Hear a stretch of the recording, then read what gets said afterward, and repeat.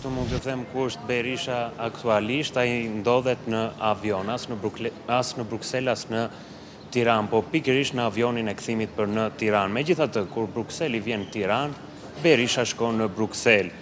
Dhe pse në Shqipëri po mbaj një nga samitet më të rëndësishme ai komunitetit politik evropian, edhe Berisha mori pjesë në një samit në Bruksel, i ftuar nga një organizat, nga një aleancë e partive të djatha botërore, e quajtur Unioni Ndërkombëtar i Demokracisë. Ai ishte shoqëruar nga dy deputet, Fatmir Mediu dhe Albana Vokshi, njëri si shoqërues dhe tjetra si filmuese, pasi edhe fjalën e tij zoti Berisha e transmetoi live nga celulari. Megjithatë, zoti Berisha tashmë të gjitha shpresat i ka varur tek ndërkombëtarët, aty ku theksoi se janë shpresa e vetme që këto zgjedhje të njihen si farsë elektorale dhe jo si një rezultat katastrofal humbës për të.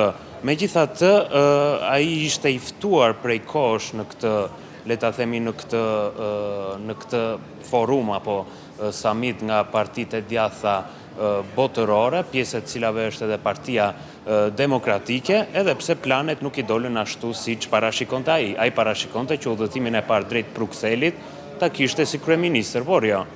E pati sërish si kryetar i Partisë Demokratike. Po, ju bot një përshkrim andon se me kë ka qenë i shoqëruar, po për ta kuptuar thjesht, ndoshta edhe publiku, i çfarë niveli është takimi ku ai sapo mori pjesë edhe nga po kthehet për momentin sipas informacioneve që ti solle. Ai ishte është një forum vjetor, në fakt, gjithmonë ftohen liderët e partive të djatha, qoftë europiane dhe qoftë botërore.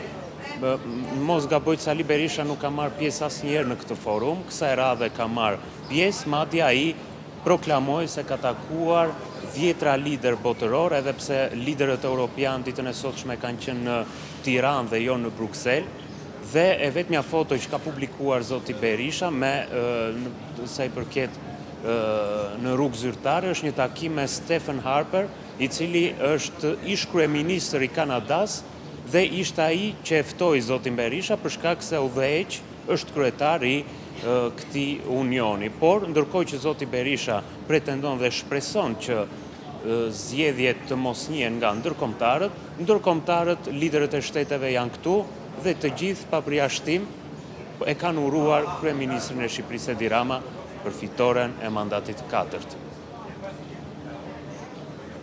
Po, ndërkohë që gjithë Brukseli është këtu, Berisha duket se udhton jashtë, po mbet për të parë nëse ai do të jetë prezent gjatë protestës anti-mitingut që ai ka paralajmëruar.